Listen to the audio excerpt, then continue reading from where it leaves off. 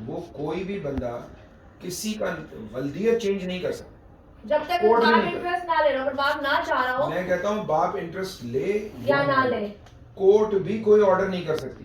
तो सर ये केस 10 साल तक क्यों चल रहा है? नहीं उस मुझे शख्स लगे का कहना मैं ये है कि 10 साल हो गए, मैं एरिया रगड़ गई, मेरी खत्म हो गई, मैं 10 साल से जा रहा हूँ और वो अभी तक केस खत्म नहीं हुआ, सॉल्व नहीं हुआ। देखिए मैं आपको बताऊं कि वो जो आपको बता रहे हैं हो सकता है बहुत सारे फैक्ट्स आपको नहीं बता रहे।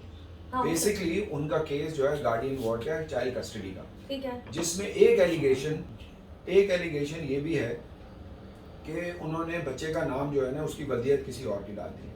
ये एक एलिगेशन है, लेकिन ओवरऑल अगर उस शख्स के खिलाफ बहुत सारी कंप्लेंट्स हैं कि वो वायलेंस करता था या बच्चों का खर्चा नहीं देता, वो बच्चों का ख्याल नहीं करता बच्चों को, तो वो एक वेलफेयर ऑफ द माइनर के हवाले से कोर्ट में चल रहा होगा। और हमारे कोर्ट के प्रोसीजर जो आप 10 साल हाँ। कह रही हैं, हमें बहुत अफसोस है मैं कहना चाह रहा हूँ कि हमारा जो जुडिशियल सिस्टम है, जो लॉ कोर्ट का सिस्टम है, ये फेल हो गया।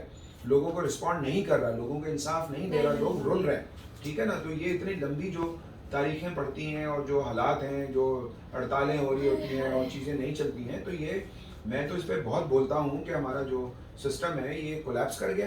इसको री इन्वेंट करने की ज़रूरत है, इसको दोबारा से जगाने की ज़रूरत है, क्योंकि सुप्रीम कोर्ट में भी ग्रुप बने हुए हैं और यहाँ नीचे कोर्टों में बहुत बुरा हाल है, करप्शन का बाजार गर्म है और कोई तवज्जो, किसी को लगता है कि बेहिस हो गए सारे।